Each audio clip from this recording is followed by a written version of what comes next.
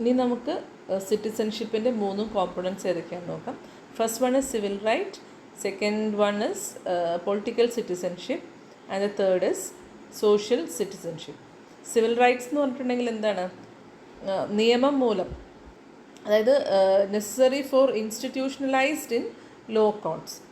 അതേസമയം political citizenship guarantees the right to participate in the exercise of political power in the community either by voting or by holding the political office. ഒന്നുകിൽ മത്സരിച്ചിട്ടോ അല്ലെങ്കിൽ മത്സരാർത്ഥിയിൽ തിരഞ്ഞെടുപ്പ് പ്രക്രിയയിൽ പങ്കെടുത്തുകൊണ്ടോ political പവറിൽ ഒരു എന്താ പറയുന്നത് പാർട്ടിസിപ്പേറ്റ് ചെയ്യാനുള്ള അധികാരം ഗ്യാരണ്ടി ചെയ്യലാണ് പൊളിറ്റിക്കൽ സിറ്റിസൺഷിപ്പ് കൊണ്ട് ഉദ്ദേശിക്കുന്നത്. Okay, next is social citizenship, the right to participate in an appropriate standard of living embedded in welfare and educational system of modern societies. Modern സൊസൈറ്റിയുടെ വെൽഫെയർ അല്ലെങ്കിൽ എഡ്യൂക്കേഷൻ സിസ്റ്റം ആസ്വദിച്ചുകൊണ്ട് അല്ലെങ്കിൽ അത് എന്താ പറയുക എൻജോയ് ചെയ്യാനുള്ള റൈറ്റാണ് സോഷ്യൽ സിറ്റിസൺഷിപ്പ് എന്നതുകൊണ്ട് ഉദ്ദേശിക്കുന്നത്. ഓക്കെ, സ്റ്റാൻഡേർഡ് ഓഫ് ലിവിങ് ഒക്കെ മെയിൻറ്റെയിൻ ചെയ്യാനുള്ളത്. According to Marshall's theory of citizenship, there will be permanent tension or contradiction between the principles of citizenship and operation of capitalistic market. ഒരു മുതലാളിത്ത വ്യവസ്ഥ അല്ലെങ്കിൽ മുതലാളിത്ത മാർക്കറ്റ് ഓപ്പറേറ്റ് ചെയ്യുകയും അതുപോലെ തന്നെ പൗരത്വത്തിൻ്റെ തത്വങ്ങളും തമ്മിൽ എപ്പോഴും എന്താണ് കോൺട്രാഡിക്ഷൻസോ അല്ലെങ്കിൽ ടെൻഷനോ പെർമനൻ്റ് ആയിട്ട് ഉണ്ടാവും എന്നുള്ളതാണ്. അത് ശരിയാണല്ലേ? കാരണം പരമാവധി പ്രോഫിറ്റ് മാക്സിമൈസേഷൻ ഉണ്ടാക്കുക, അതേസമയം എക്സ്പ്ലോയിറ്റ് ചെയ്യുക എന്നുള്ളതൊക്കെയാണ് ക്യാപിറ്റലിസത്തിൻ്റെ ഒരു ബേസ് എങ്കിൽ സിറ്റിസൺഷിപ്പ് എപ്പോഴും സിറ്റിസൻ്റെ വെൽഫെയർ, നേരത്തെ നമ്മൾ സംസാരിച്ചതുപോലെ സോഷ്യൽ വെൽഫെയറും അതുപോലെ പൊളിറ്റിക്കൽ വെൽഫെയറും അതൊക്കെയല്ലേ ആഗ്രഹിക്കുന്നുണ്ടാവുക. അപ്പം ഇത് തമ്മിൽ എപ്പോഴും ഒരു കോൺട്രാഡിക്ഷൻ ഉണ്ടാവും എന്നുള്ളതാണ് പറയപ്പെടുന്നത്. Okay, second one is capitalism involves inequalities. Citizenship involves redistribution of resources because of rights which are shared equal by all. എപ്പോഴും സ്കാർസ് ആയിട്ടുള്ള റിസോഴ്സസ് എന്താണ് ഒരു സ്ഥലത്ത് അക്യുമുലേറ്റ് ചെയ്യുന്നതിൽ നിന്നും എതിരാണ് സിറ്റിസൺഷിപ്പിൻ്റെ പ്രിൻസിപ്പിൾസ് എന്ന് പറയുന്നത്. കാരണം തുല്യമായിട്ടുള്ള വിതരണ ശൃംഖലയാണ് അവിടെ വേണ്ടത്, എന്നാലാണ് ഒരു വെൽഫെയർ സ്റ്റേറ്റ് ഉണ്ടാവുള്ളല്ലോ. അപ്പം ക്യാപിറ്റലിസം എപ്പോഴും ഇൻഈക്വാലിറ്റിക്ക് വേണ്ടി നിലകൊള്ളുന്നെങ്കിൽ സിറ്റിസൺഷിപ്പ് റീഡിസ്ട്രിബ്യൂഷൻ ഓഫ് റിസോഴ്സസിന് വേണ്ടിയിട്ടാണ് നിലകൊള്ളുന്നത്. ഇനി മാർഷൽ തിയറിയിൽ ഉണ്ടാകുന്നൊരു ഡിസ്പ്യൂട്ട് അല്ലെങ്കിൽ തർക്കങ്ങൾ അല്ലെങ്കിൽ അതിനെ ക്രിട്ടിസൈസ് ചെയ്തുകൊണ്ട് മറ്റുള്ളവർ എന്താണ് പറയുന്നത് നോക്കാം. ക്രിട്ടിക്സിൻ്റെ അഭിപ്രായത്തിൽ മാർഷലിൻ്റെ തിയറിയിൽ ഇംഗ്ലീഷ് എക്സ്പീരിയൻസ് മാത്രമാണ്, അല്ലാതെ കമ്പാരിറ്റീവായിട്ടൊന്നും കാണുന്നില്ല. അതുപോലെ തന്നെ എവല്യൂഷണറി ആയിട്ടുള്ള കാര്യങ്ങൾ ആ ഒരു അപ്രോച്ച് മാത്രമാണ് സ്വീകരിക്കുന്നത്. ഇന്നവിറ്റബിൾ ആയിട്ടുള്ള എക്സ്പാൻഷൻസ് സിറ്റിസൺഷിപ്പിൽ വന്നതിനെ പറ്റി പ്രതിപാദിക്കുന്നില്ല. അതുപോലെ തന്നെ it does not address gender differences എന്നുള്ള കാര്യങ്ങളൊക്കെയാണ് പ്രധാനമായിട്ടും പറയുന്നത്. അപ്പം സിറ്റിസൺഷിപ്പ് എന്ന് പറയുന്ന ആ ഒരു ആശയത്തിൽ തന്നെ പല വിധത്തിലുള്ള മാറ്റങ്ങളും ഉണ്ടായിട്ടുണ്ട്. അപ്പോൾ ഇതൊന്നും അഡ്രസ്സ് ചെയ്യാത്ത അല്ലെങ്കിൽ ജെൻഡർ ഇനീക്വാലിറ്റീസ് ഒന്നും അഡ്രസ്സ് ചെയ്യാത്തൊരു തിയറിയാണ് മാർഷൽസ് തിയറി എന്നുള്ളതാണ് ക്രിട്ടിക്സ് പറയുന്നത്. ഓക്കെ, അതുകൂടാതെ അവരുടെ ഒരു ക്രിറ്റിസിസം എന്താണെന്ന് വെച്ചിട്ടുണ്ടെങ്കിൽ it fails to address the types of citizenship such as economic citizenship. It is not clear about the cause of expansion of citizenship, different tradition of citizenship, etc. അപ്പോൾ സിറ്റിസൺഷിപ്പിനെ കുറിച്ച് പ്രതിപാദിക്കുന്ന ഇതര മേഖലകളായിട്ടുള്ള അതിൻ്റെ തരങ്ങൾ, അതുപോലെ തന്നെ എന്തുകൊണ്ടാണ് സിറ്റിസൺഷിപ്പിന് എക്സ്പാൻഷൻ സംഭവിക്കുന്നത്, അതുപോലെ അതിൻ്റെ ട്രഡീഷൻസ് എന്തൊക്കെയാണെന്നുള്ളതൊന്നും ഇദ്ദേഹം മാർഷൽ പ്രതിപാദിക്കുന്നില്ല എന്നാണ് ക്രിട്ടിക്സ് പറയുന്നത്. ഇനി നമുക്ക് മറ്റൊരാശയമായിട്ടുള്ള ഗ്ലോബൽ സിറ്റിസൺഷിപ്പ് എന്താണെന്ന് നോക്കാം.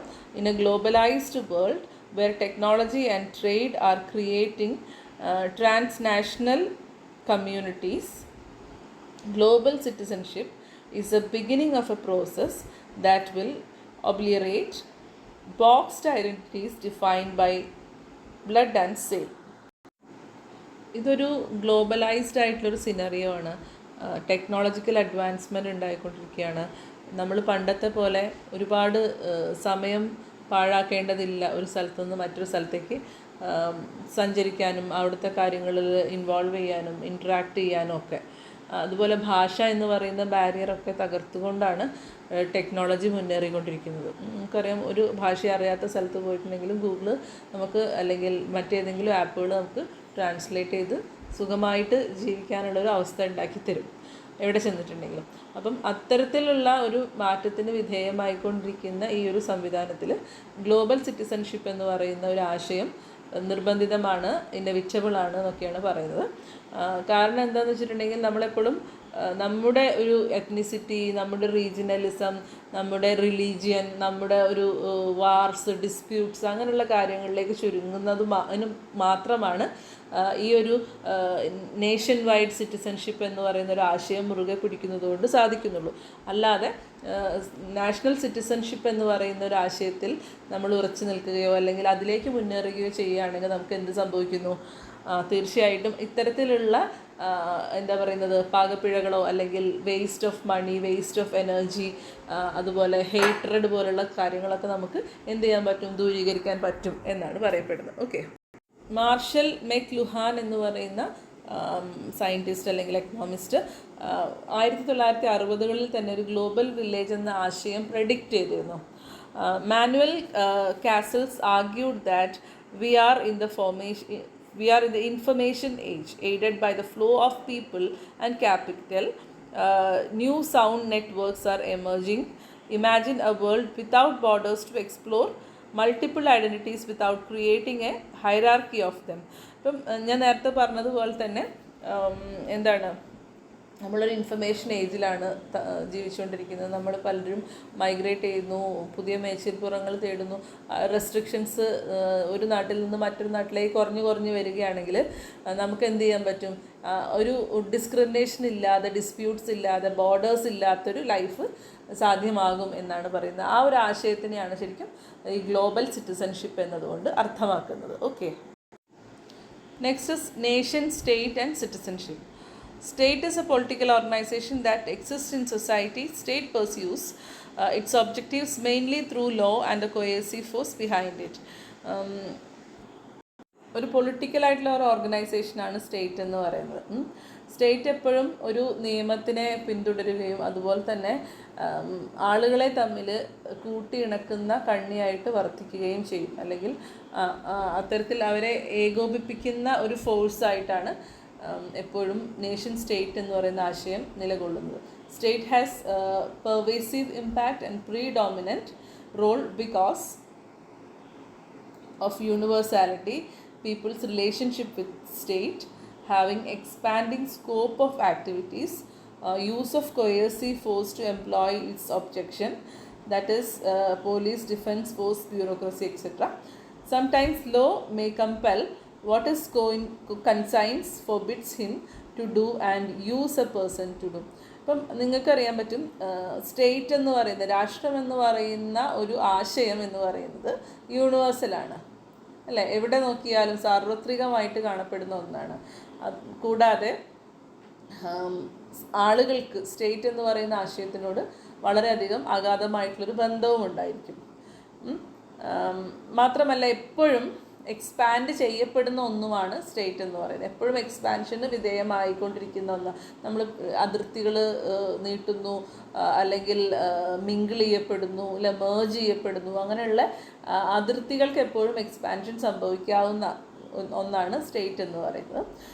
അതുമാത്രമല്ല ഒരു കൊയേഴ്സീവ് ഫോഴ്സ്, നമ്മളെ തമ്മിൽ അടുപ്പിക്കുന്ന ആ വിവിധങ്ങളായിട്ടുള്ള നാടുകൾ അല്ലെങ്കിൽ പ്രവിശ്യകളുണ്ടാവും ഒരു സ്റ്റേറ്റ് എന്ന് പറയുമ്പോൾ ഡിഫൈൻ ചെയ്യുമ്പോൾ. ഒരു പ്രത്യേക ഒരു കുഞ്ഞ് കഷ്ണമൊന്നും അല്ലല്ലോ, ഒരുപാട് ജനങ്ങൾ, ഒരുപാട് നാടുകൾ, ഇതെല്ലാത്തിനെയും കൂട്ടി ഇണക്കുന്ന ഒരു ഫോഴ്സ്, ഒരു കൊയേസീവ് ഫോഴ്സ് എവിടെ ഉണ്ടാവും? ഒരു സ്റ്റേറ്റിൽ നിലനിൽക്കുന്നുണ്ടാവും. സപ്പോസ് നമ്മൾ ആ കൂട്ടിയിണക്കലുകൾ ആഗ്രഹിക്കുന്നില്ലെങ്കിൽ പോലും നമ്മളത് ചെയ്തേ പറ്റുള്ളൂ എന്നുള്ളതാണ്. ഓക്കെ. ഇപ്പം ഇന്ത്യ എന്ന് പറയുന്ന രാജ്യം മറ്റൊരു പ്രവിശ്യയുമായിട്ട് മേർജ് ചെയ്യപ്പെടുകയാണെങ്കിൽ സ്വാഭാവികമായിട്ടും അന്ന് വരെ നമ്മൾ അന്യരെന്ന് കണ്ടിരുന്ന ആളുകളെ എന്ത് ചെയ്യേണ്ടി വരും? സ്വീകരിക്കേണ്ടതായിട്ട് വരും. ഓക്കെ. ഇല്ലെങ്കിൽ എന്തുണ്ട്? ഇവിടെ മെക്കാനിസംസ് ഉണ്ട്. എന്താ പറയുക, ഒബ്ജക്ഷനെ അഡ്രസ്സ് ചെയ്യുന്ന മെക്കാനിസം ആയിട്ടുള്ള പോലീസ്, ഡിഫൻസ് ഉണ്ട്, ബ്യൂറോക്രസി, അങ്ങനെയുള്ള കാര്യങ്ങളൊക്കെ ഉണ്ട്. മനസ്സിലായില്ലേ? അപ്പം അത്തരത്തിലൊരു കൊയേഴ്സീവ് ഫോഴ്സ് യൂസ് ചെയ്യുന്ന ഒന്നാണ് സ്റ്റേറ്റ് എന്ന് പറയുന്നത്. Sometimes law may compel that his conscience forbids him to do and use a person to do. ഇപ്പോൾ നമ്മളൊരു വ്യക്തി എന്ന നിലയിൽ ചെയ്യാൻ ആഗ്രഹിക്കുന്ന കാര്യങ്ങൾ ചിലപ്പോൾ നമുക്ക് ചെയ്യാൻ കഴിഞ്ഞില്ല എന്ന് വരും, കാരണം രാജ്യം അത് വിലക്കുകയാണെങ്കിൽ. മനസ്സിലായില്ലേ? അപ്പം അത്തരത്തിൽ ഒന്നാണ് സ്റ്റേറ്റ് എന്നുള്ളത് കൊണ്ട് തന്നെ ഒരു പ്രീഡോമിനൻ്റ് ആയിട്ടുള്ള റോളാണ് സ്റ്റേറ്റിനുള്ളത് എന്നാണ് പറയുന്നത്. അതുകൂടാതെ there are many issues of morality, sentiment, social value for mankind etcetera. അപ്പം ഇത്തരത്തിലുള്ള വേറെയും കുറേ ഫാക്ടേഴ്സ് നമുക്ക് നമ്മുടെ സ്റ്റേറ്റ് എന്ന് പറയുന്നൊരു വികാരം ഉണർത്തുന്നതിന് കാരണമാവാറുണ്ട്. Citizenship is an obsolete concept. Traditional